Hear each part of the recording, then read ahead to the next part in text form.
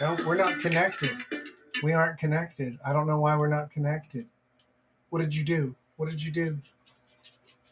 What did you do? Or did my computer just freeze up? Is it being stupid? Who knows? I genuinely don't even know if I'm on right now. I have no idea what's going on. Everything looks completely frozen. Okay. Well, there we go. Finally, it's working. Okay, good. What's up, boys and girls?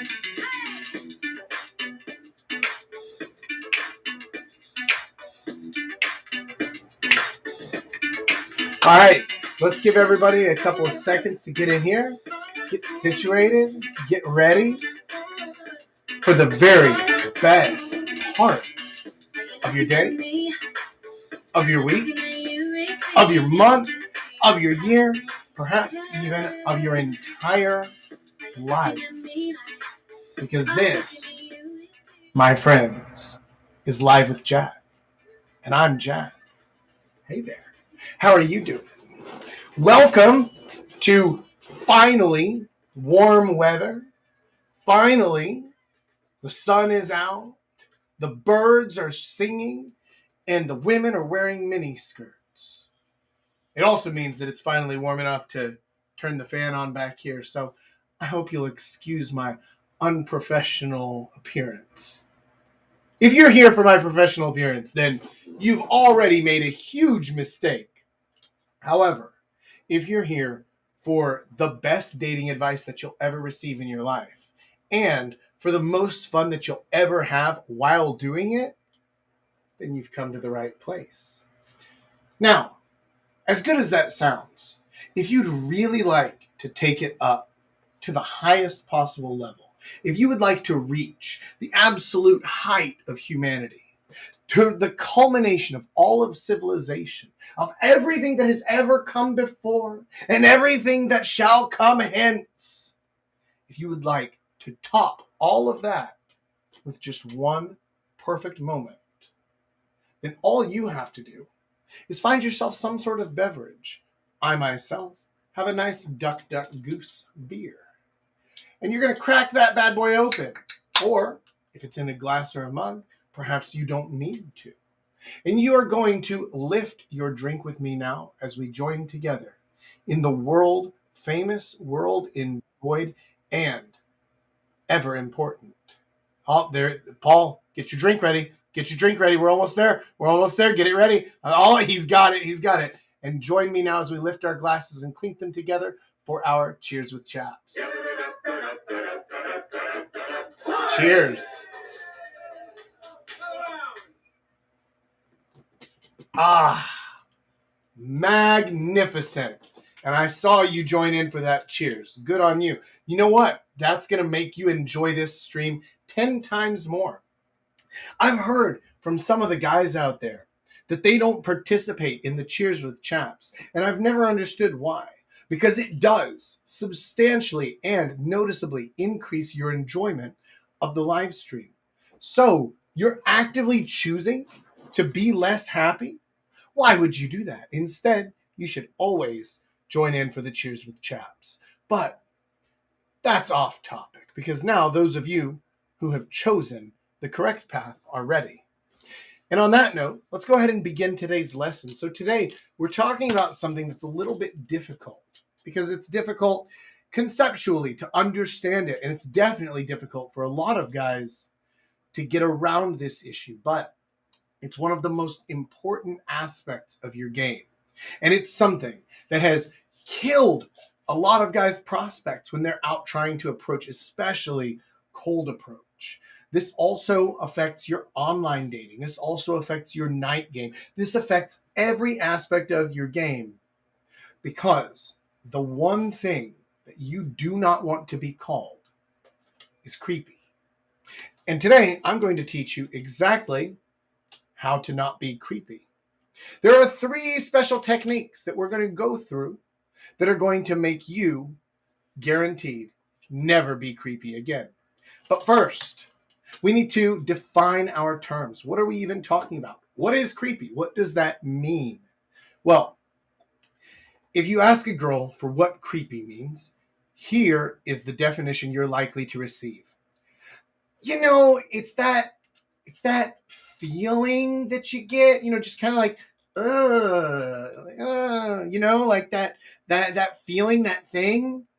Yeah, that's creepy. Okay. Girls don't know what creepy means. Now, because of that, and since they're the only ones who actually use that term, guys also don't know what creepy means. So, how can I tell you don't be creepy if you don't know what that means? Great question. This is a question that all guys have been struggling with for the last 20 years or so, since the word even became part of the lexicon. I'm going to break it down for you right now. First of all, the reason that girls don't know what creepy means is because they don't have any game themselves. So they don't know how to analyze when somebody is doing something right or wrong. They only know how it makes them feel, which is, if we're being entirely honest, the only thing that matters here. So that is important, but it is something that we can actually define down a little bit better. Being creepy essentially just means doing something without the right amount of earned confidence. Now, this is important because there are two parts to that. It's not just doing the same thing. I'm sure that everybody's seen the meme that goes around where like the fat guy with like a sandwich hanging out of his mouth or something goes up to a girl in the office and says, "Hey Pam, do you want to go for lunch sometime?" And she says, "Oh my God, I'm calling HR. That's creepy." And then they just change that guy out for a handsome, suave, well-dressed guy. And then she falls in love instantly, even though the words are exactly the same. Yes, that is correct. Guys use that meme and they're completely unaware. They're not self-aware at all. They use that meme to say like, "Oh, well, creepy doesn't mean anything. It's bullshit. It's woo-woo." Like, and it is. It is. You're right, but so what? Right? Like, that's like saying all taxation is theft. Okay, cool. You win. But so what? Like, you still have to play by the rules of the game. You can complain about the rules, but that's not going to do you any good. So you need to understand what creepy is, why girls use this word, and then you can get to how you can avoid being labeled as creepy. So, like I said, creepy is doing anything without unearned confidence. Now, the unearned here is going to be in parentheses because the biggest thing, the biggest difference is when guys do something without confidence.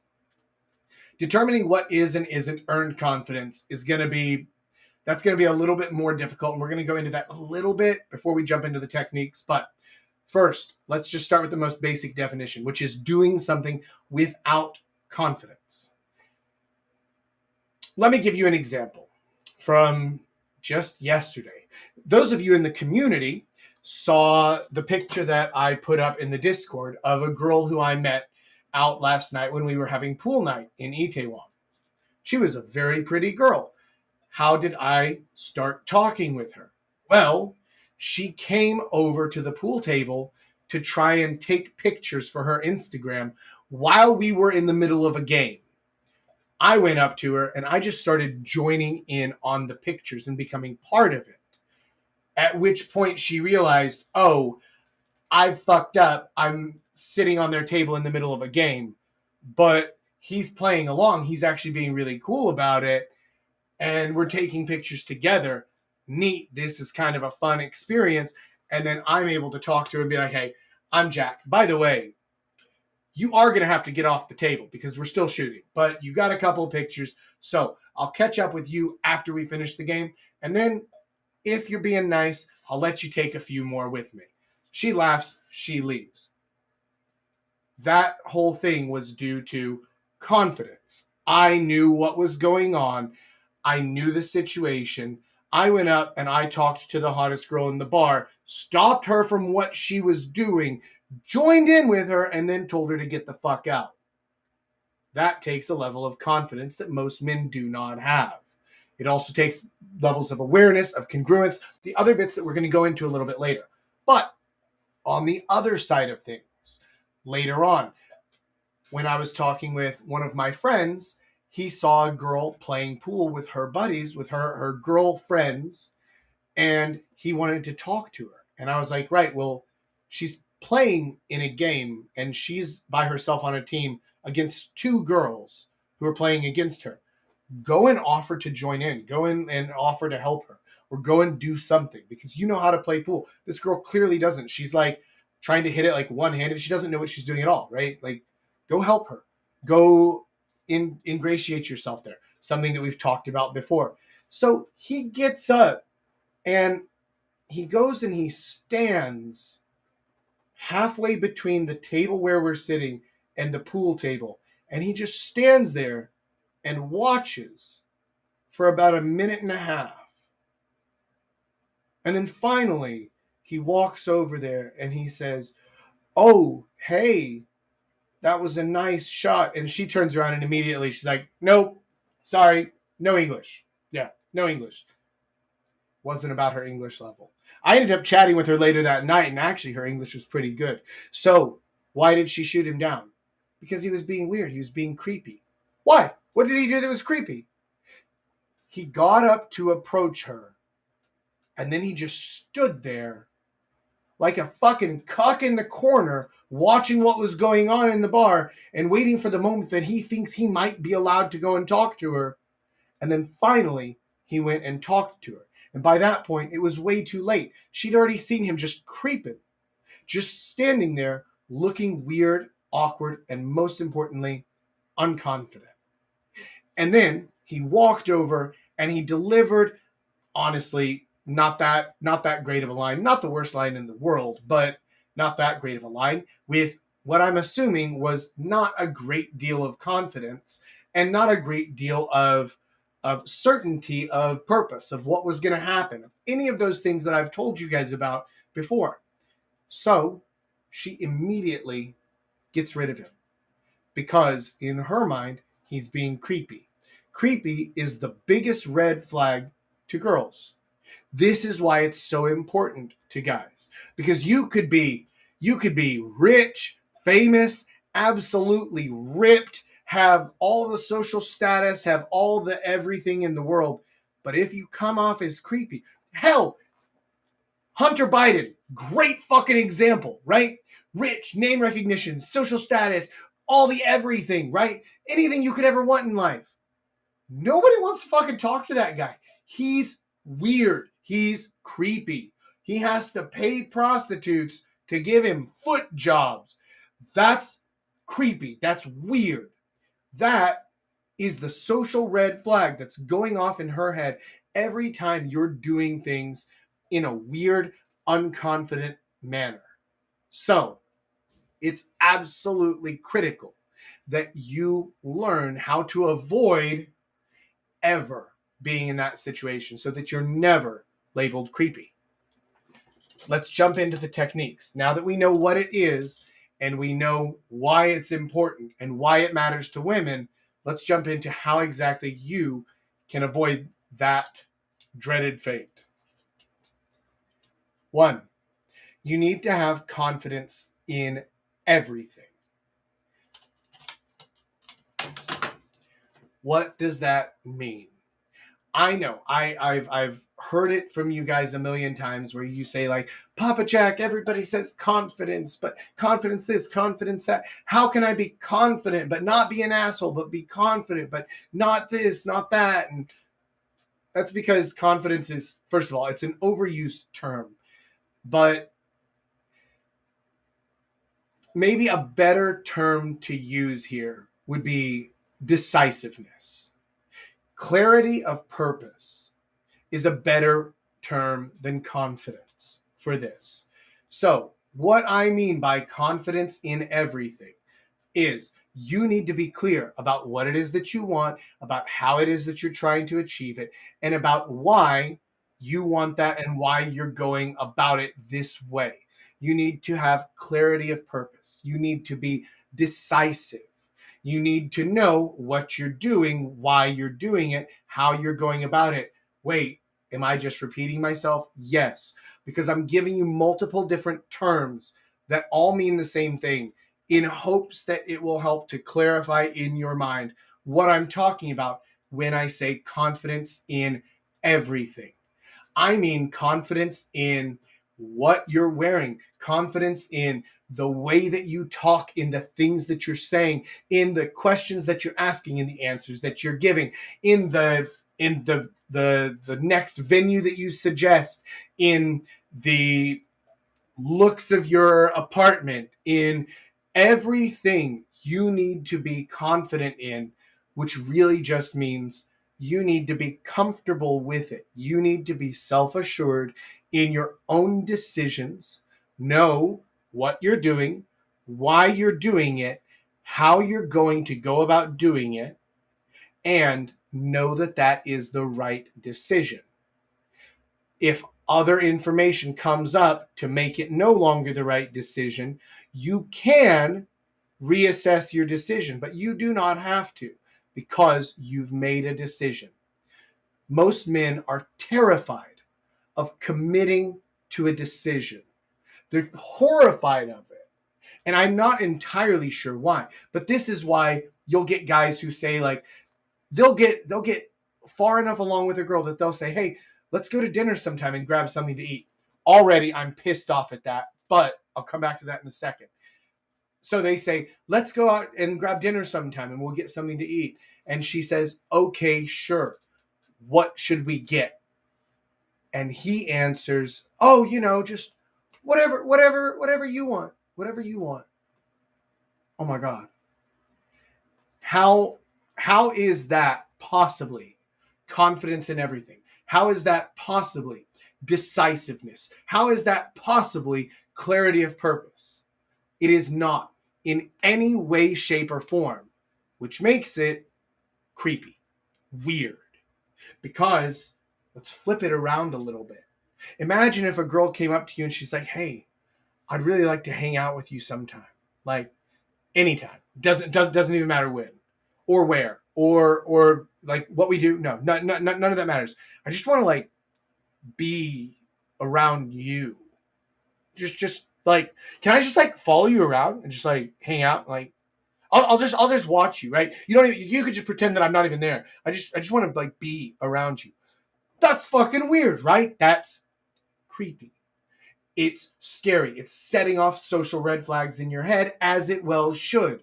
And that's the same thing that she's getting when you say, oh, let's hang out sometime and get dinner. Okay, what do you want to have? Oh, whatever you want.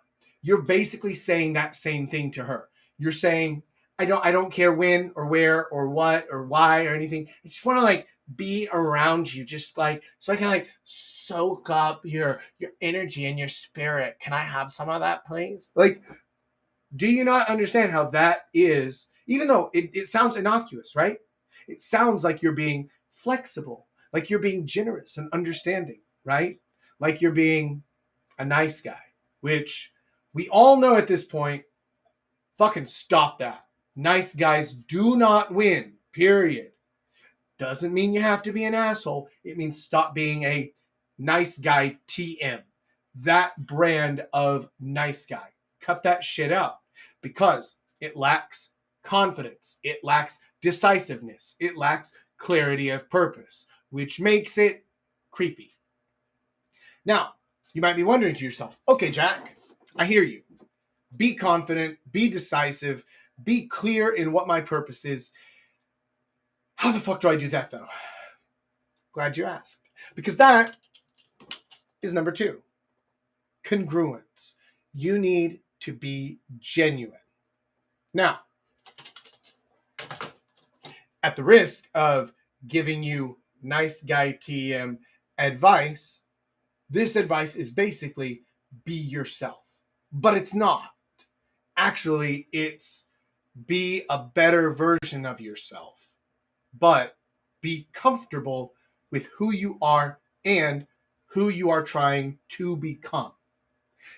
I'm not going to tell anybody, myself included, that you're perfect the way you are and you don't need to change or improve or grow at all.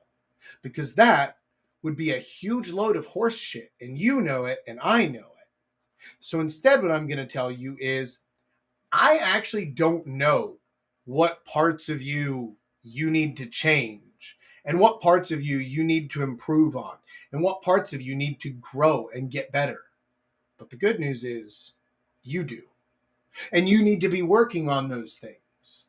And if you're working on something, then you should be comfortable with yourself in where that thing is now and be comfortable about making progress over time and getting better at it so that you can be more comfortable with yourself and your end results later on. For example, if I decided I want to get better at playing guitar, okay, cool. Then I first need to acknowledge with complete and brutal honesty where my current guitar level is. What can I do? What can I not do? How can I improve those things so that I can do them? But the first step is figuring out where you are, giving a full personal audit. Okay, these are things that I'm doing well based on results, not based on how I feel about it, based on actual results. These are things that I'm doing well that are getting me good results. I'm comfortable with those where they are. These are things that are not working for me. I'm getting shut down because of my approaches, because I'm standing there like a creeper before I approach them, or I'm getting shut down because of my looks, because I'm too overweight and it's shutting people down before they even talk to me. I'm getting shut down because I have bad body odor, whatever. Okay, and be real with yourself about what those things are and say, okay, I accept that this is where things are now. This is my path to improve them. I will get better at them. This is how I'm going to do it. This is my end result. I accept where I am now. I do not hate myself for it. I do not try to lie about it. I might not bring it out and like spill it out in the open, but I'm also not lying about it and I'm not hiding it. I accept it. These are the things that I'm doing to become more comfortable with it. This is how you become completely comfortable with yourself. This is how you become completely congruent, is you take a full self-audit of everything about yourself, good and bad, and you acknowledge all of it. And then you accept it. This is the current truth. This is the current reality. And I'm not just talking about your physical traits either. I'm also talking about the way that you come off to people. If you are walking up to people and you have a habit of always having your hands in your pocket, people are getting creeped out by you. Why? I just have my hands in my pocket. Okay, man. Someone who comes up to us and doesn't show us their hands at all sets off all the alarm bells in our heads because our lizard brain is saying they might have a weapon. Unlikely in the modern era, but it's still setting off the alarms in your lizard brain, which means creepy. Also, it's showing that you're not even comfortable enough with yourself and with your hands and with your body to know what to do with them when you're talking. Creepy, weird, unconfident. So you need to start noticing these things about yourself. Acknowledge them, accept them, and work on making them better. But the most important thing is that you accept exactly who and what you are across the board, for all the good, for all the bad, for all of it. And this is who I am. I'm still working on getting better, on being a better version of myself, but this is who I am now. That is how you develop congruence. That is how you become the person that you are projecting, that you are pretending to be, because you can't be pretending to be someone else when you accept who you are. When you accept who you are truly and deeply, not just acknowledge it, but accept it, then you don't need to pretend to be anyone else. That's how you actually follow the advice of be yourself, while also becoming a better version of yourself in the process. I hope that breakdown makes sense for you, because this is an absolutely crucial element that most guys just skip right over. They're like, whoa, self-assessment. That sounds fucking hard and painful and awkward, and I don't want to do it. Papa Jack, just tell me the line to use so that I can go up to the girl and just say the thing and plug it into the equation, and then she will drop to her knees and suck my dick. That does not exist. That does not exist. This is what I keep on trying to tell people when they ask me for lines, when they ask me for like, oh, well, can you help me with my dating profile pictures, or can you help me respond to this girl? What should I say to her? You're missing the point, man. You're missing the point. I can use the exact same words. This goes back to the meme from the beginning. I can use the exact same words as you, and I'll have 10 times the success. Why? Because I'm using my words, because my words match my personality. But if you try to use my words and your personality doesn't match mine, which God, for your sake, I hope that it doesn't, it's not going to work. Why not, Jack? Isn't it just the magic line, that thing that you can say? I've already given you the only magic line you ever need, ever. And it's, hi, I'm Jack. But put your name in there, right? That's the only magic line you need. Anything else, 100% of everything else in dating is all about congruence. And once you nail this, once you actually do that self-assessment and acknowledge and accept every aspect of yourself, that is when the pieces start to fall into place. That is when you realize, oh yeah, the words I say don't seem to make any fucking difference at all. Holy shit. Actually, it's true. Nobody cares if I'm an old, fat, bald alcoholic who walks around in fucking hobo clothes. Oh, nobody cares. Why? Because it's congruent to who he is. Congruence, even if everything else is not sexy, the congruence makes it sexy. The congruence is everything. It's all of it. It's the whole kit and caboodle. And if you take nothing else away from this or any of my other videos, it's congruence. I tell you this, guys, every fucking week. And we keep coming back to it because every single lesson actually does come back to it. Because this is the whole thing. But that said, once you're congruent, once you're confident, once you actually have clarity of purpose and decisiveness, how do you apply this in a real world situation so that you will never seem creepy? Here is a particular thing that you can use. And this is a word that I've used quite a bit, but I never really go into detail of explaining it because every application of this word is completely different in real life. There's no two situations that are the same in this word. And that's why I'm going to use this now to teach you the very last thing that you need to know to never be labeled creepy again. Strategic emotions equals leadership.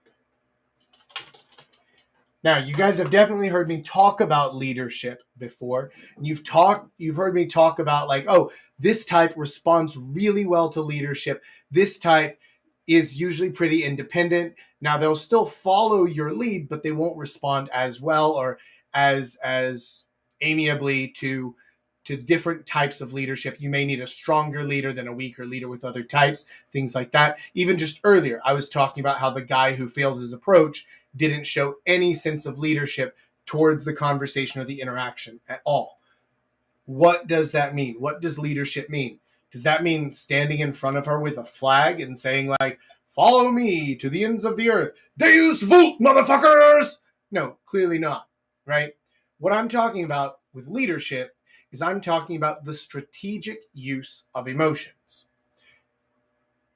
If everything else is put into place, but you don't ever seem to show any emotions whatsoever, no anger, no happiness, no disappointment, no sadness, no excitement, nothing, no emotions, that's really fucking creepy because that's the Ted Bundy thing, right? That's the sociopath who knows all of the things to do and to say and to follow, but doesn't seem capable of any emotion.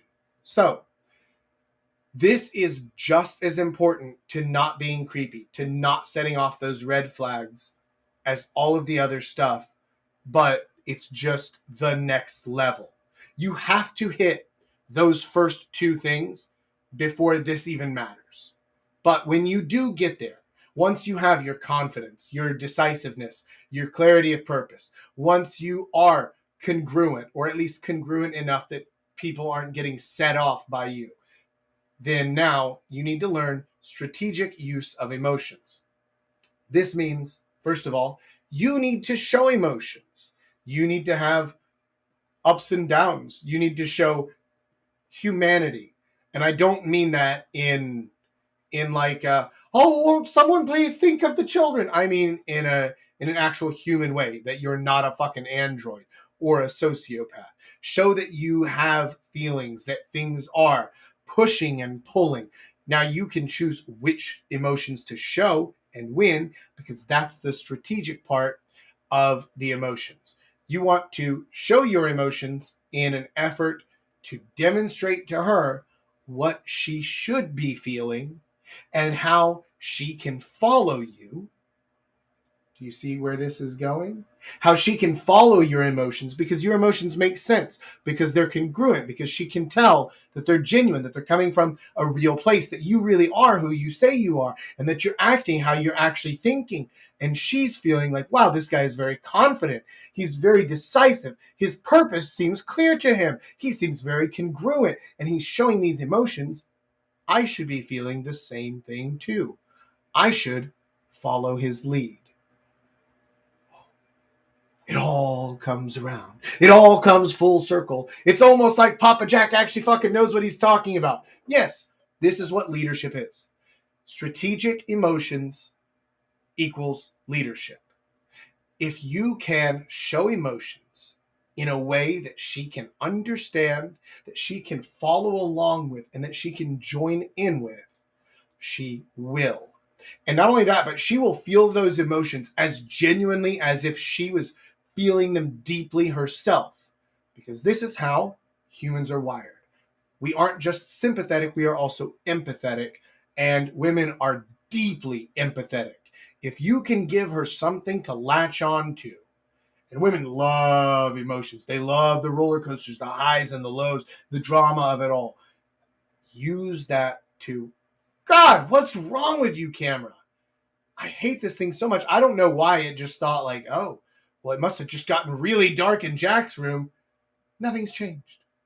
Anyway, you give her something to hold on to, something that she can follow. Women love that up and down. They love that roller coaster of emotions. You give them the anchor of you, and then you can lead them to any feelings that you want them to have.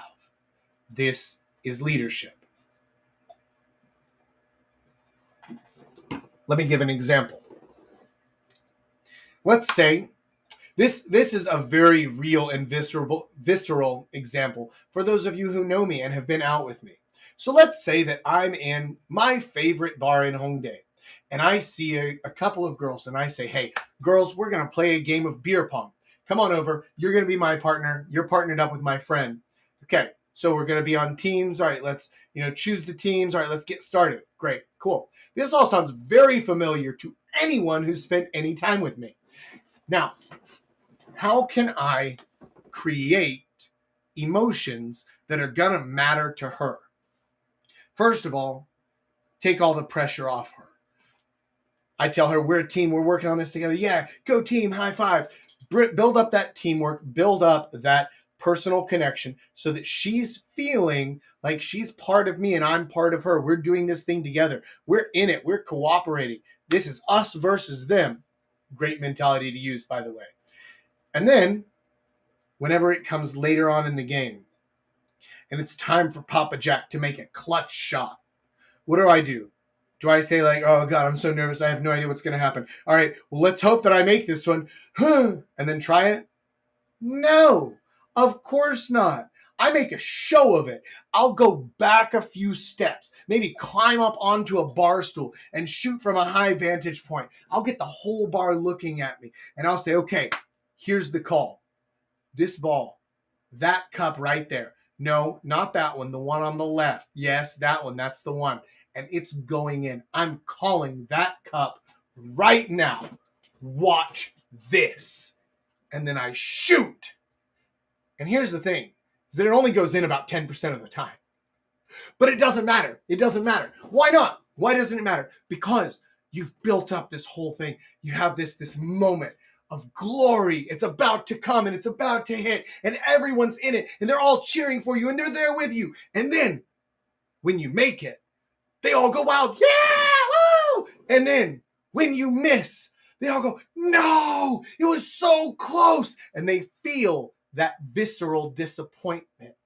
They feel their stomach fall, like watching Mighty Casey strike out in Mudville that day. They feel that. Why? They didn't miss the shot. Hell, the bar feels it and they're not even playing. Why do they feel that? Because you are leading them with strategic emotion.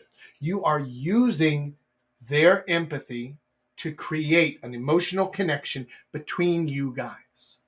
And then, especially for the girl who's playing with me, she is absolutely in it. She's like, oh man, it was so close. Next time we're going to get it. Next time we're absolutely going to get it. And she's fired up and she's excited and she's disappointed and she's happy and she's sad and she really wants to win. But she knows it's just a fucking game of beer pong and it doesn't matter. So why is she so into it? Because you're controlling her emotion through strategic use and leadership.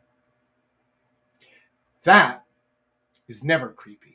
In fact, that's the opposite. That is highly, highly seductive.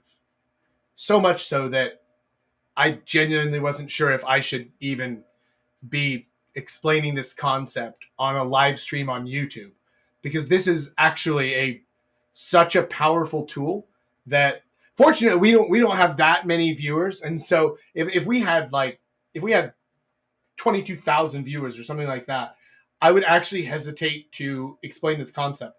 This is such a powerful concept that people can and do use it for bad regularly. Please don't do that.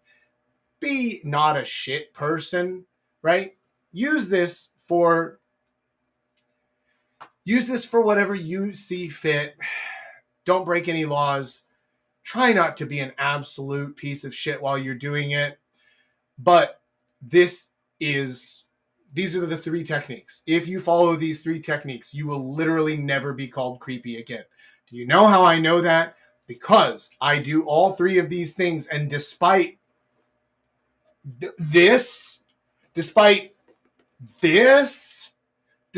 everything that I do and say, I haven't even heard the word creepy used in my general direction in over a decade. Pretty goddamn good track record, honestly. So, quick review. 1, you need to be confident in everything. You need to be decisive. You need to have clarity of purpose. Figure out your what, your why, your how, and then fucking do it. 2, congruence. Complete self-assessment. Acknowledge and accept every single facet of yourself. Then come back, make your who, what, when, where, how plan of how you're going to become better. But you need to be honest with yourself first. You need to truly be who you actually are. None of this be yourself bullshit. Actually accepting all aspects of yourself. And 3, use emotions strategically to create a connection that is going to move her, hold her, and use that empathy to create leadership. You can lead her down whatever path you want once you control her emotions. Now, with all that said, what a lesson, huh? That was a good one, man. We should have charged $50 entry for that one. That was a really good one. But let's go ahead and bring in the player panel as we move on to the Q&A for today. So, coming in hot from California, where apparently they know how to party, is the kid. Scooching in across the way from the other side of Seoul, We got Julius popping in. Coming in hot from one of the hottest places on earth, Thailand. We've got Lemmy also known as Big Rich. And finally, coming in from the frigid north of Norway, we got Paul. It's a full panel tonight, boys. Nice. Yeah. Fuck yeah. Time. Better than last week where nobody showed up. It happens. Yeah, it does. Also, last week was an interesting topic. I was comparing my advice to advice given by AI. Some of it was not bad, but I think that where I'm definitely still going to have a job and AI won't is that it cannot give examples and it can't go deep on any of this stuff. It can just give surface level, like, be more confident. What does confident mean, right? Like, how does that actually look in real life? I don't think AI will ever be allowed to actually explain any of that stuff. So good news is I'm still in a job, at least until the wokesters stop making all the AIs. So what's going on with you guys? How's everybody doing? Good. Just enjoying good. hearing this, listening to things about confidence. It's very, very important. Actually, yeah, like I liked how you brought up one of the things where you just kind of be confident, right? But the thing is, confidence comes in so many different ways, like kind of sticking to your opinion and not telling the person and not being afraid by telling the other person that they're wrong and you disagree with them and this is what you think and explaining why. That goes a long way. Yeah, sure. And I mean, on the same note, being willing to hear somebody out and change your mind if they make a good point, it's like, no. That's also still confident. Like, confidence essentially comes from congruence. Yeah. Being like, no, I know what I think and I know why. I can explain it well. Keeping an open mind, sure. Or just disagree, but not being afraid to disagree. Explaining it because a big thing is that women don't want to date a yes man, a guy who will be like, oh yeah, of course, you're always right. No, just don't be afraid to be like, no, I think you're completely wrong on that. Here's why. Yeah, so many guys, and that was like an example that I gave about being creepy. It was guys who just like, yeah, anything you want. I just want to like, can I just like sniff you? I'm gonna, guys. Can we sniff your seat? Right, no. She sat here, guys. Come on, when she stands up to go get a drink and you lean into the bar stool like, yeah. Oh yeah. So like dried butt. Oh, Lemmy Winks, how's your internet doing? Are you still clear? No, he's in Thailand. If that pause, that means he's in Thailand. I was talking with him before the show, and it was crystal clear. It was like perfect. Yeah. Now there are 4 other dudes from across the world connected to him. That might have an effect. The kid, how are you doing, big guy? I'm doing good. Awesome. Good. Paul, how's Norway? It's actually pretty good. For the past week, we've actually passed 20 degrees and sunny all week, so it's pretty awesome. Yeah, I see the sun out there, but I think that's also your background. Yeah, that is also my background. Yeah. Okay. Yeah. Right. Yeah, it's getting pretty warm here, but it's extremely humid as well. So, yeah, I'm not really enjoying that. The internet can't cope when the stream starts. Yeah. Yeah, fine, buddy. I noticed that too. That the quality in Restream went down on your video feed once the stream actually started. Hold on. Oh, quality selection disabled while live. Okay, so I have to manually select 1080p every single time because it automatically drops me to 720 unless I go in and remember to set it. Like, why would you do that? Why would you intentionally make your product worse? Whatever. Look, fucking tech companies have not demonstrated any sort of actual understanding of business at all. Mm-hmm. Twitter being maybe the best and most famous example of like, we made something good, but we're just gonna See what happens. Awful. Yeah, Anyway, Twitter is definitely the sick man of social media. Facebook is kind of closing in on that, though. Facebook is the autistic cousin that nobody wants to talk to of the internet world. It's absolutely horrible. It's gotten pretty bad, yeah. It reminds me of that meme of where it shows like Homer Simpson, where like he sees someone going like they're trying to do something, and he drives with his car going, "No, you don't," because he's gonna like take over. That's kind of like what Homer is doing, but with Facebook, right? He's like, "No, I'm gonna be the sick man of the internet. Move over, Twitter." So yeah. Now, one thing though that Facebook still manages to be the best at, and I don't know why. I don't know why no one else has implemented this, is that if I went to a new city and I was just trying to find people in an area with a given interest, the first place I'd go is Facebook, because nobody else bothers doing like, hey, people in this location here, how about y'all meet each other and hang out? The only alternatives to that are like Meetup, which is for like 50s and up. It's for the olds. And what? Nothing, right? It's basically just Facebook that can do that. yeah. No, Facebook's still got its uses. I think the Messenger app is pretty convenient. I think it's a little better than Instagram's, right? Yeah, well, Instagram's Messenger is shit. Yeah. And Facebook like the owns fact that. that it's just like a messenger app where Yeah. you can message, call, and video call. That's pretty convenient. But Instagram, it comes with everything else that you probably don't necessarily want, right? Yeah.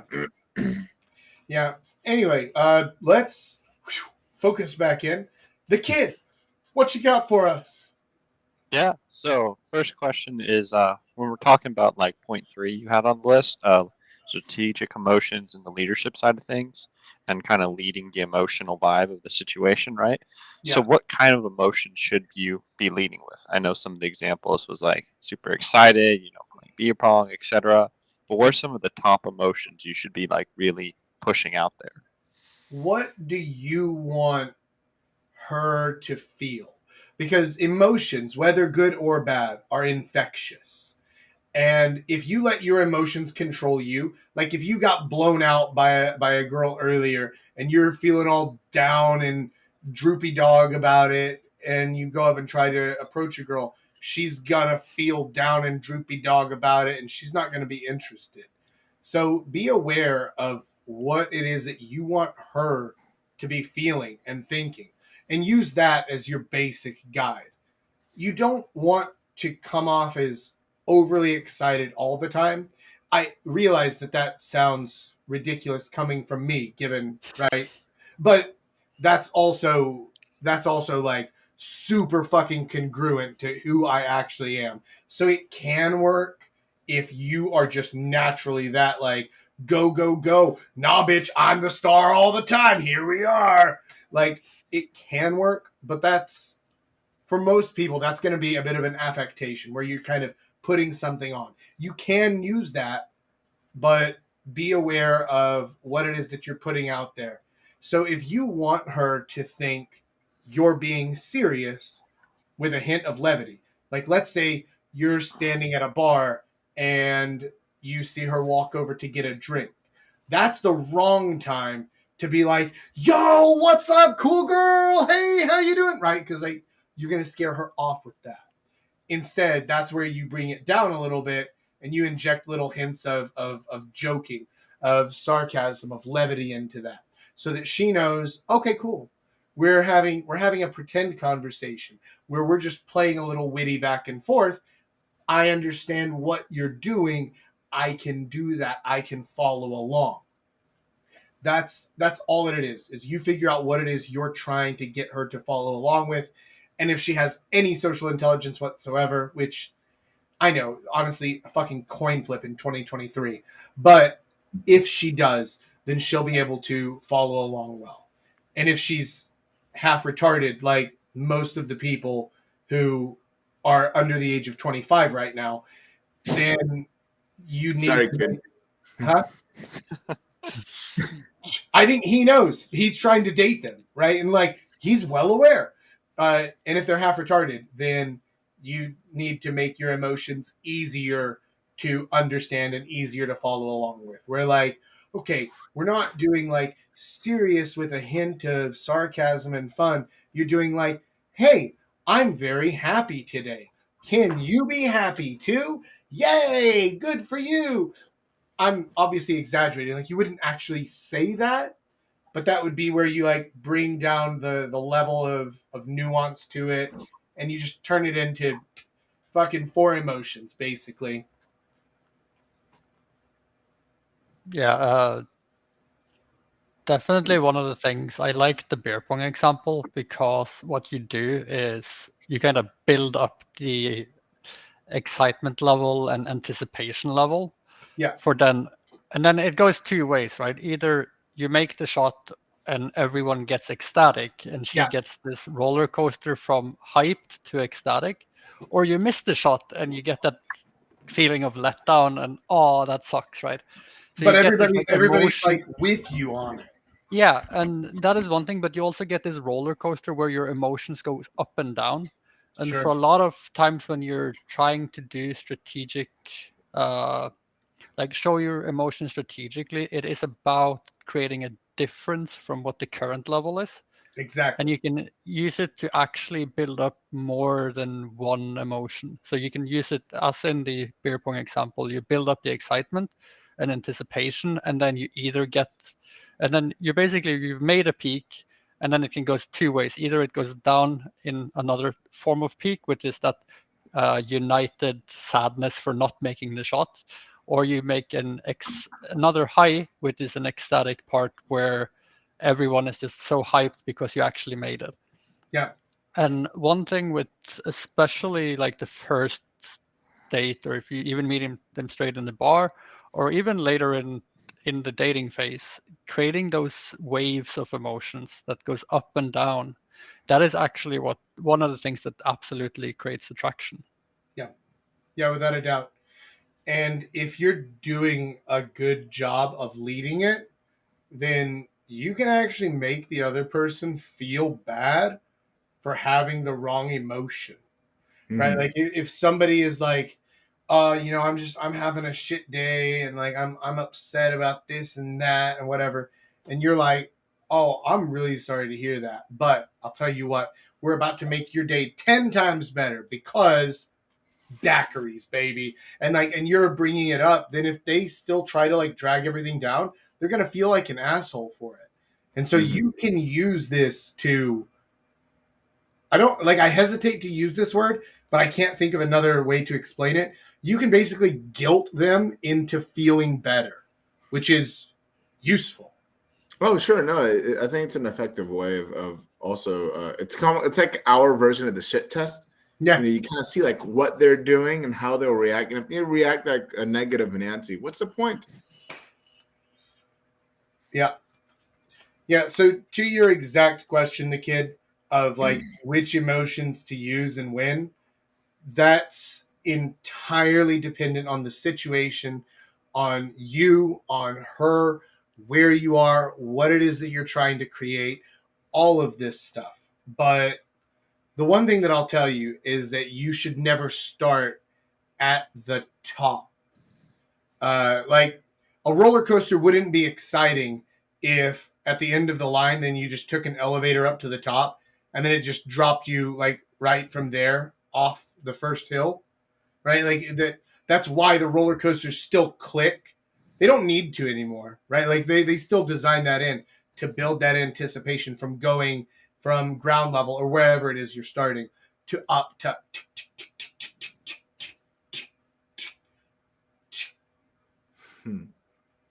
go, right? And they do that on purpose because it's building that anticipation. You're not starting at the highest. And also, the first peak is never the highest. It's going to be high, and then it's going to go down, and then it's going to do all sorts of other things and twists and turns and loops, and then it's going to go up for the real one before it brings you back through to the end. Use emotions like a roller coaster. Build anticipation. build excitement, build into it, understand where you are and where you're leading it, keep it in control, or at least as in control as you can. I'm shit at staying in control. Like, I genuinely get so excited sometimes that I terrify people by how overexcited about things I am. But again, like whenever that is completely congruent, it still works, but it's not as good as if I were in complete control over it the whole time. Does that make Yeah, sense? and very much so. And another thing that's quite important is that you need to have a end kind of level of emotion that you're targeting. Like, where do you actually want to go with this, right? Yeah. So yes, if your goal is to make someone just go up and down and up and down and up and down, then they're gonna get exhausted. Yeah. While Where's the if baseline? so you need to find the baseline, and like in again, I'm gonna use the beer pong example because it's so easy to do in that game. So like, yeah, either way, whether you win or lose, you can still make it about the feeling between you and that, okay, we were a good team. And like, you kind of to reset it back to that baseline level. And then, shit, we lost. Let's go get a drink together. Like, just to keep We'll the get them baseline next time. emotion there. Yeah, right.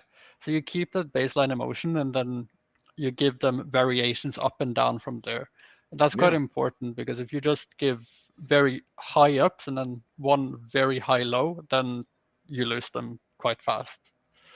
Yeah. I agree entirely. Julius, any thoughts? Anything else to add there? I think Paul just took the words right out of my mouth regarding beer pong. I think honestly, yeah, beer pong is it's just so good in these situations because not only are they very good openers and they're very good way to a good reason to approach people, but it's a good way to kind of show a range of emotions and a show excitement and all that stuff, and also a good way to kind of shit test, right? I do think it's good though. Like you all said that if you're both doing really shitty, then you're both gonna suffer together. Or if you're doing really well, you're gonna be happy together, right? Yeah. Or if you want to show confidence, just be like, you know what? I don't even care if I miss, and just go like that. You're not even looking. You make it. You know, it just brings out it gives it a level of comedy. Even if you completely miss or make it, it's still funny, right? Yeah. So it shows like a very different, more playful side of you, right, to Yeah. this person, and gauging from her response, you know, see how that goes. Here's a fun one. This was at Halloween this last year. I was with Coot, and we were at this bar early in the night, and two of the bartenders challenged us to play beer pong together. And like, okay, cool. I tried to split us off into teams so that we could, you know, each have a girl on our team, and they weren't having it at all. And so I was like, all right, that's fine. I'm still going to run this shit from across the table. Win or lose, I'm controlling this interaction.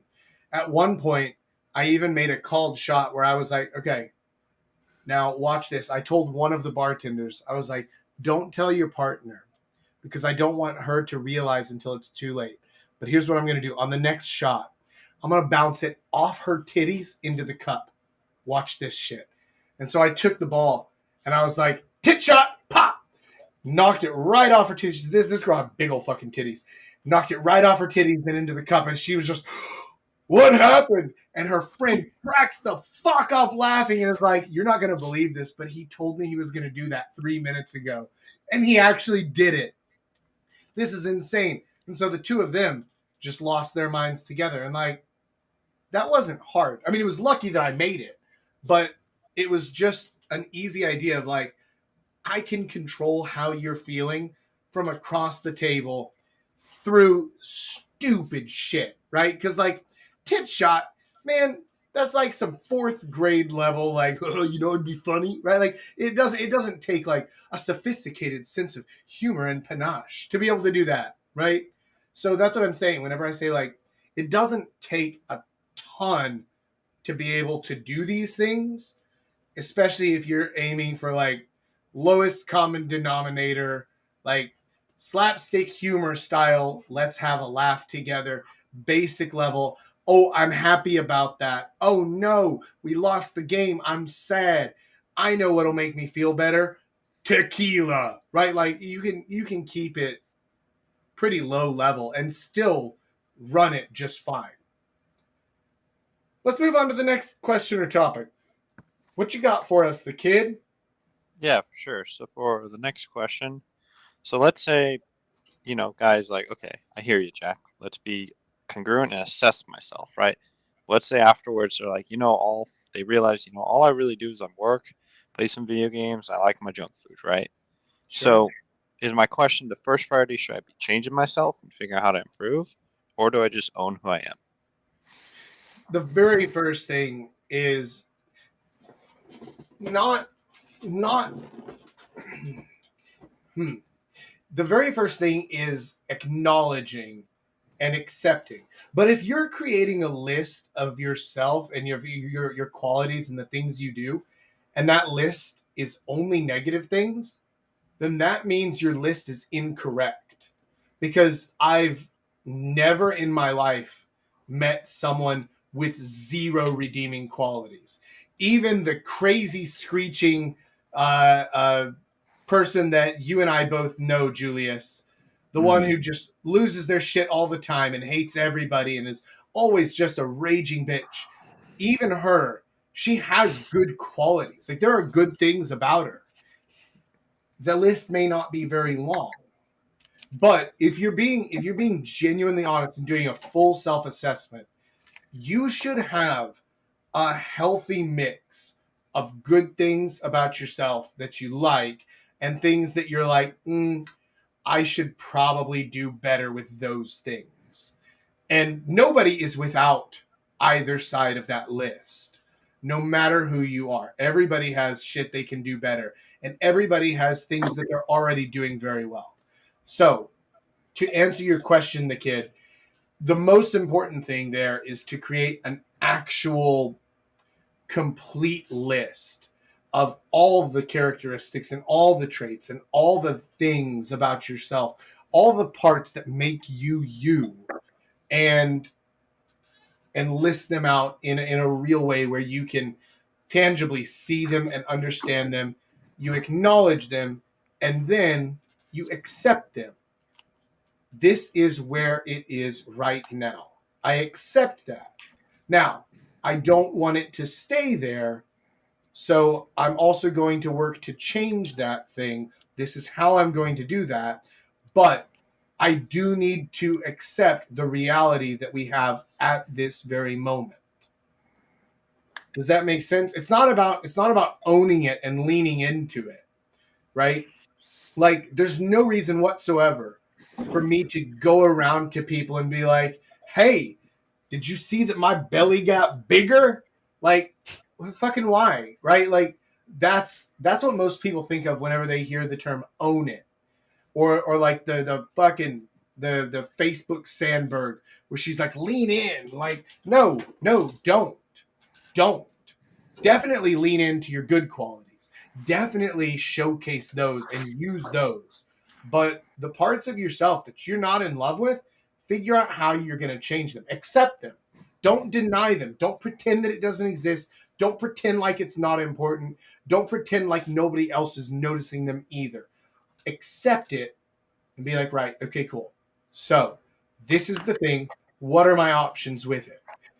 When I started losing my hair back here, I could have lied to myself about it and been like, no, I'm not really losing my hair. I could have been like, okay, well, we're gonna get all the shampoos and we're gonna get all the pills and we're gonna get the transplants, whatever else. Like that's also an option. Although I highly do not recommend any pills that are finasteride or finasteride based because of the shit that they do. If you've ever even thought about taking finasteride, Google post-finasteride syndrome. This has been your public service announcement against anti-balding drugs. That said, I could have said, all right, fine, then I'll just grow my hair out longer to try to cover the spot. That's an option. I didn't like any of those options, so I said, fuck it. Because that's also an option. And I just chose the option that I wanted to deal with it, which is I fully accept it. Not even going to try to change it. I am going to minimize it so that it's not so fucking obvious, but I'm also not going to try to do a comb over where I'm trying to pretend, oh, it's not really that bad, because everybody can see through that and it looks like it just reeks of unconfidence, right? So whatever your qualities or traits are, accept them and then figure out what you want to do from there. Is it something you can change? If so, how are you going to do it? If it's not something you can change, where you're like, oh, you know what, I think that I'm too short. That's definitely an issue that a lot of guys have in their heads. It doesn't actually play out in reality to matter that much, but it is a factor. You would be stupid to ignore it completely. So what are you going to do about it? Are you going to just accept that you're always going to get lower quality girls because you don't have a 6 in front of your height? Or are you going to figure out other ways to be more attractive than the guys who are 6'2", 6'3"? It's up to you, but you can choose what to do with it. First step is acknowledge it, accept it, then choose what to do from there. What do you boys think? Definitely think like being realistic with yourself and like literally just create an Excel sheet, create a list over everything that's good and bad about yourself. And then you classify things in 3 things. What is good, what is bad, what can't I change anyway? And then create a second list is, okay, who do I want to be? Like, what is the person I myself think that I am? And how, or want to be in going forward? Like, for me, that was, okay, I want to be more confident. I want to be able to talk to people. I want to improve my style. I want to work out more. I want to be more fit. Okay, and then go back to your list of all the things that you've said define who you are. And then, okay, to make the dream version of myself, these are the things that I need to change. And then there's multiple ways to do it. Like, okay, are there things that are connected? For example, for me, working out and dressing better also heavily improved my confidence. And then, okay, then start with working out, because just working out alone built confidence. And then getting bigger and getting more fit, and then putting on something that was making those features stand out more, then okay, now I'm very confident. And then you build it like that, because you will see that there are things that you think you want to change that either can't be changed or that are a change of changes. So it's mostly for just clarifying with yourself and being real with yourself. Decide who you want to be and who are you. Yeah, I think you have to figure out what your strengths and weaknesses are and to work on both of them. So, for instance, like when I was 18 years old, I was really, I had like zero confidence. And so, like Paul said, exercise really helps with that. So what did I do? I always thought I was kind of weak. And so I thought, okay, how can I fix that? Exercise more. What do I need to exercise to become stronger? Okay, well, bench press is like a basic exercise, right? Do more of that, increase the number, set realistic goals for yourself. Don't think I'm going to end up benching 300 pounds or 100, I think 40 something kilos in, a month. That's, no, that's not, unless I'm juicing up, that's not happening. Set realistic goals for yourself.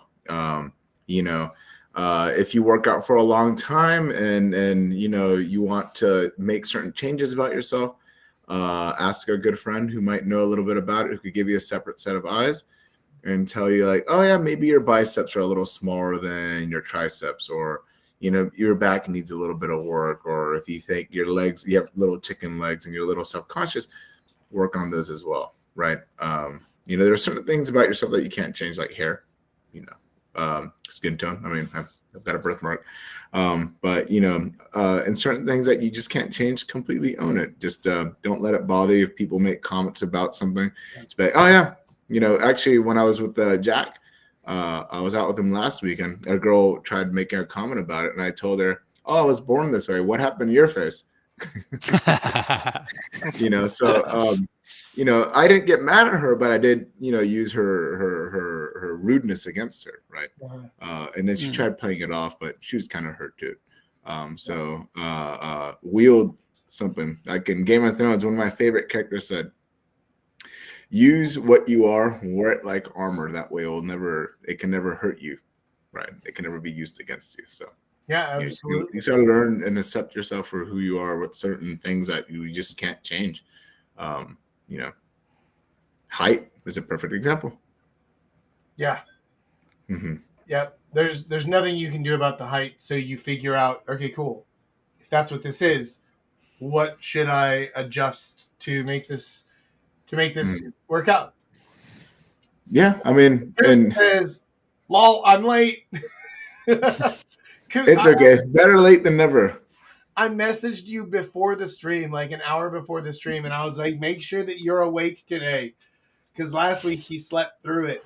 I made last week's whole thing with him in mind of like, okay, I'm going to be asking you questions and I want your engagement and your involvement with me throughout this. And he was like, he messaged me 2 hours later. He's like, oh, I was asleep. Damn it, Curtis. Damn it, dude. How hard could guys possibly be? Right? You got the flu. Yeah. It's a PhD. Whatever, man. You probably got the flu from partying with me until 7 a.m. Monday morning. That's probably what made you get sick. Dang, I missed that. You should. That's a big one. That's a big one. I remember Jack and we were out till pretty late too. I was out 3 days in a row this weekend until 7 a.m.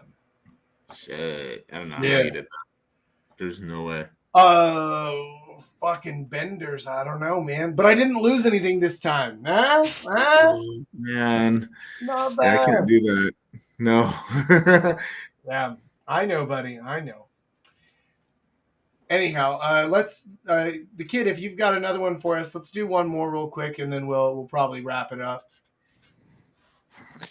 Yeah, so one of the key things is, being congruent, right? So let's say there's guys out there who are like, okay, I got to be congruent, I got to be confident, right? How can someone, though, who's maybe, let's say they're more on the quieter side, right? They're just getting started, maybe going out, maybe to bars, clubs, meeting girls, right? If they're more on the quieter side, how can they be congruently confident if it's like something they're just getting started with? It's not necessarily something they practiced a ton. Well, it's almost impossible to be congruent and confident when you're like in your late teens, early 20s. Like if you're 20 years old, you don't know who the fuck you are yet. You're still figuring it out. And like that's fine.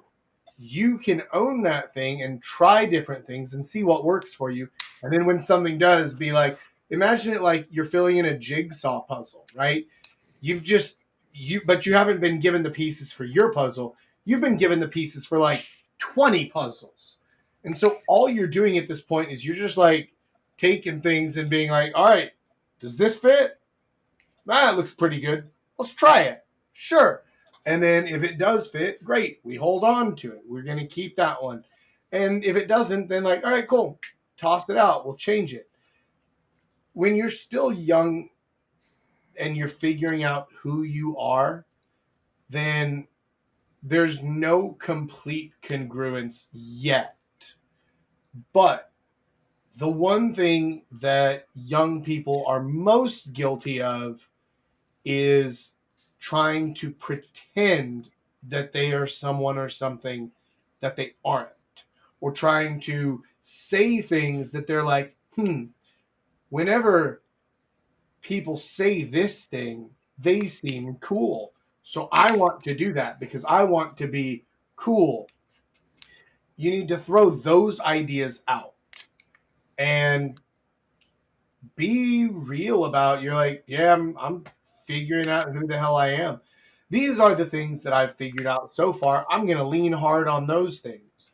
The other bits, You know what? Honestly, I'm not sure. But because I'm a decisive motherfucker, remember from the confidence bit, you're decisive. So since you're decisive, you say, you know what?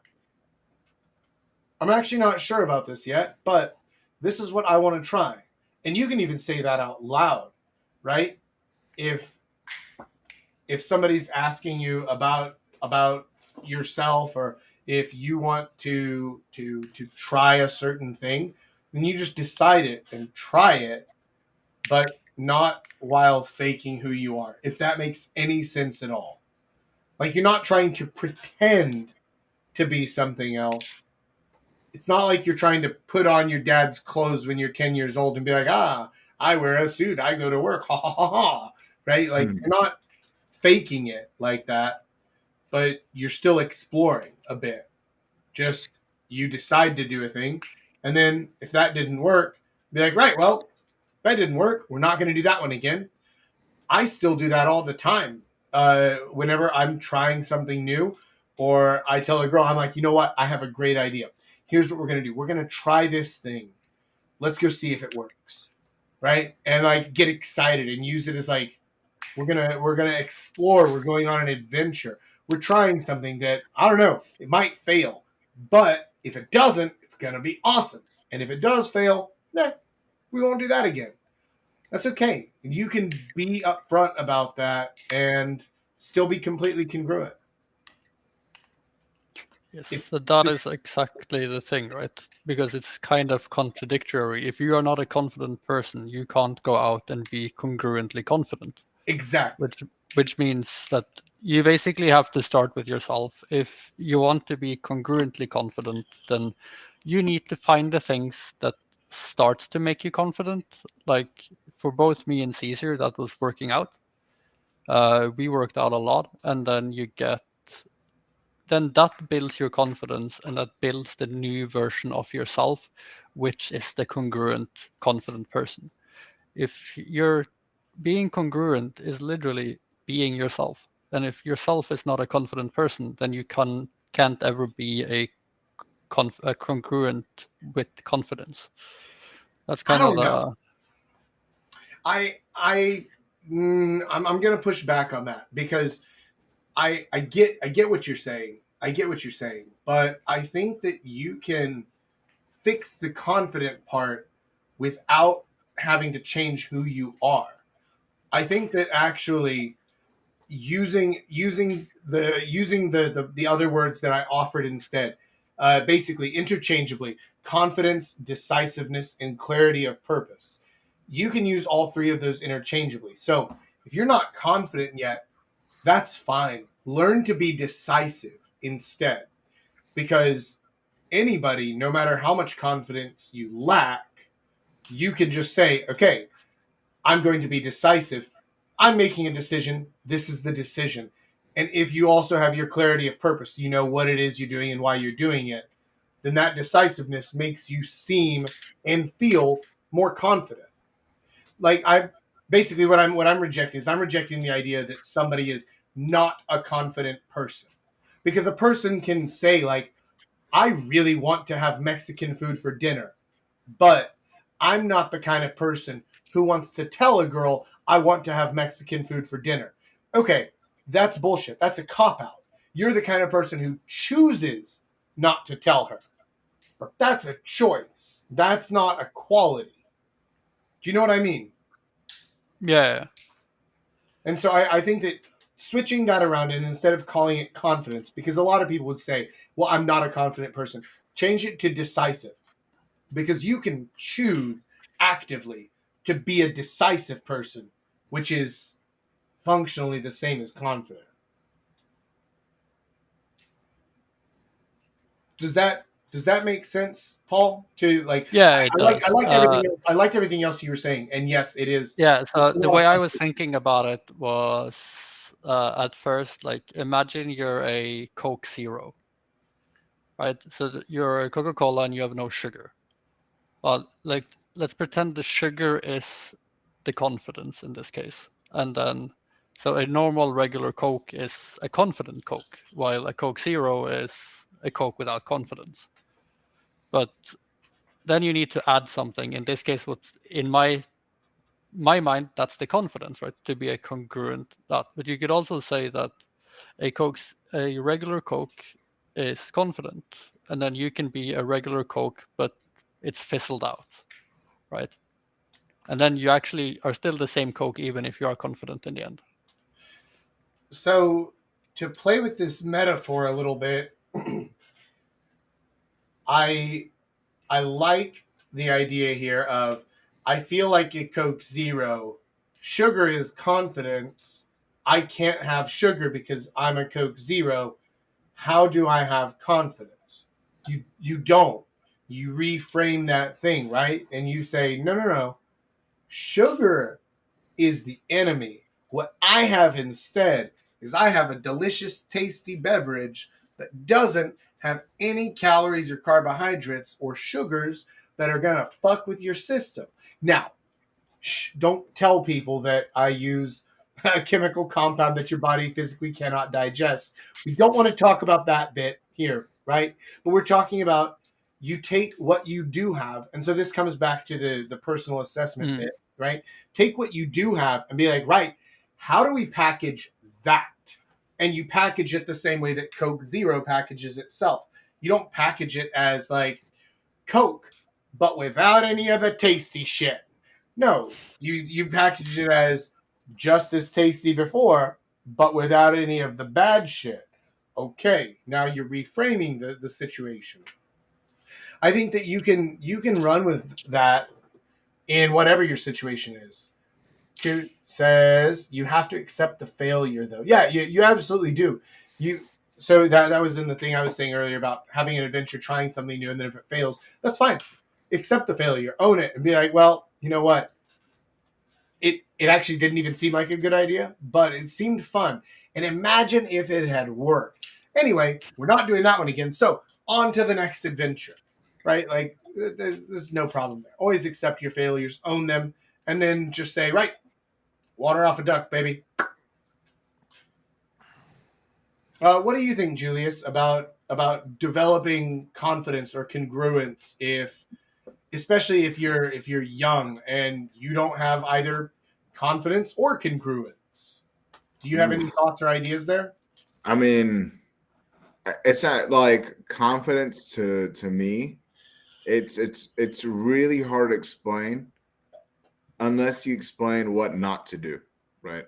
And so therefore, like, I think when I'm trying to explain to a younger person what being confident is, it's a little difficult because it is kind of an abstract concept. But yeah, I think you guys nailed a lot of the stuff. But if I may add certain things, like yeah, you would have to first start with improving yourself, making decisions, sticking to them, having a plan, sticking to it, and not being afraid to voice opinions while being open-minded to hear others and see if you can improve on yourself. With that being said, I think you also have to kind of use that in a way to open yourself up to others and being able to,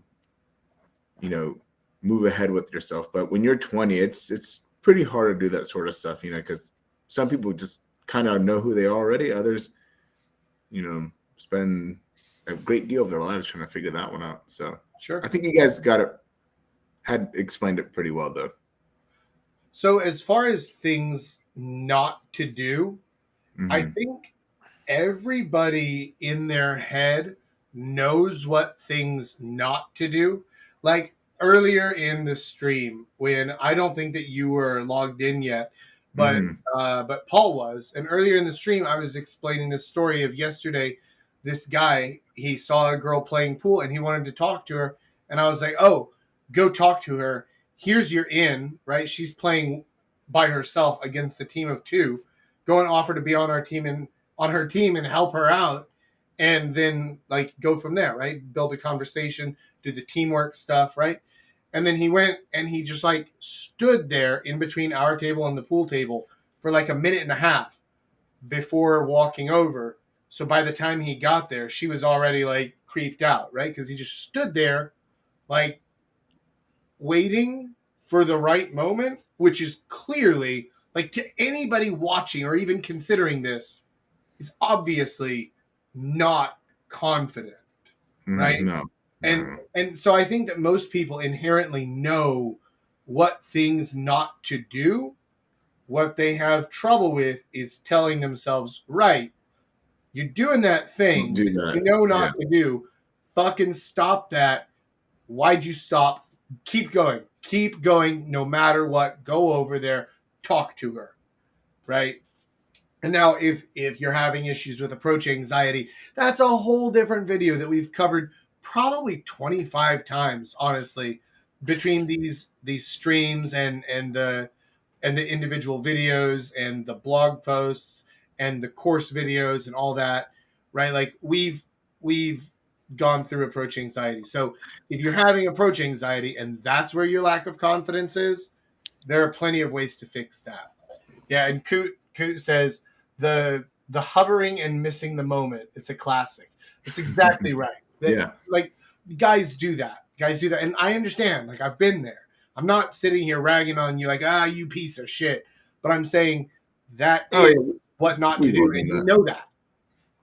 Yeah. Yeah. It's kind of just conditioning yourself to just not do that. And it's hard. It really is very difficult. Sure. Yeah, of course. I mean, it's the same with anything else that you do, right? Like people naturally freeze up. I mean, hell, the first time that I went to perform music, right? I was nervous and I felt like I was going to freeze up and like, why? Right? Like I know that is worse than doing the performance and sucking. So you have to push through it and make yourself do the thing and condition yourself to just ignore that entirely. But it doesn't mean that it comes naturally to anyone. Even the people who make it look natural, it's still not. Mm-hmm. I think also though, like if you have someone with you who kind of gives you like a big confidence boost, or is a almost like an assistant or like a good partner in doing this. A hype man helps a lot. It really does. Like Paul and I were very good. We're a very good duo together with the things we would say and do, which made it would get rid of a lot of that anxiety of you approaching someone, because then it was both of you approaching and having fun together, rather than you awkwardly going up. And the easiest way to make yourself seem confident is just go have fun. Don't care about the outcome. Yes. Because if you're just doing it for the fun of doing it and you don't give a shit about whether it goes good or bad, you are not nervous about the interaction. And if you're not nervous and you're just wholly, truthfully just having fun with it, you will very easily be very confident about it. Yeah. And it will automatically increase your success tenfold. Then they will see that as well. They will be like, oh, he's having fun. He's not taking it too seriously. He's being very confident about it. And women have this sixth sense that men don't have, is that they could smell confidence and the lack of it from a mile away. So they will know. And the most important part is that there's a very thin line between confidence and arrogance. Absolutely. Yes. I dance on that line very regularly. I do that. I go beyond and above that line when I get mad if they say something really nasty to me. I'm like, oh well, whatever, and I'll just say something to them. Now, so to what Julius was just saying about having a hype man or a wingman or somebody like that in your corner, that is super helpful. And if you don't have a guy who's good with women and knows how to do that and can help you through these things, another good option there is to have a coach at your side. And if you need a coach, I highly recommend you go over to realjacknorth.com right now, sign up for a free call with me, and I'll help give you a personalized dating strategy. I will help coach you through the issues that you're having right now. And if we develop a good enough relationship and you're a good fit for our community, our tight-knit coaching community, You might even have me as your own personal wingman and hype man. They're at your beck and call to help you with the issues that you're having 24/7, regardless of where you are or what it is that you're doing or what your current level is with women. So if you're ready to actually level up your dating skills and take control of your dating life, go over to realjacknorth.com right now. Sign up for a free call with me. It's 100% free. There's no credit card required, none of that stuff. You don't even have to make a login or anything. You just go over there, set up your email or type in your email address and type in what questions or issues you're having right now. We'll set up a time and you can talk to me 100% free, no commitments whatsoever. So what are you waiting for? Do that now. Go over to realjacknorth.com right now. Sign up for a free 30-minute call with me where I will help you fix your problems and help you turn around your dating life. And with all that said, I think that is where we are going to end today's stream. So, boys, thank you for joining us from all over the world. Big Rich is actually getting into Korea next week, which is very exciting. Something we're all super fucking stoked about. Can't wait for his arrival. I know that the kid is looking at getting back over here soonish. Yeah, okay, good. And even Pablo, coming in hot from Norway, is going to get back here sooner rather than later. Yeah, within the next 4 or 5 months at least. Definitely Perfect. coming in September probably. So, for those of you who are curious, you may find yourself a little Korea curious. Let me tell you, this actually is the place to be. It's fucking great over here. And if you're interested in coming over, join the community. In the description down below this, there's a link to our Discord community where you can talk to me. You can talk to all the other guys from around the world, many of whom are in Korea, but also many of them are not. The Jack North coaching diaspora spans the globe, and it's a bunch of cool guys. So if you've made it this far in the video, join the community. Oh, and of course, do the algorithm bullshit, right? Hit the and then the little bell thing and whatever. I don't fucking care. Do it, don't do it, I don't know, whatever. But until next week, I hope that you have enjoyed the very best part of your day and week. And I will see you next time. Papa Jack out.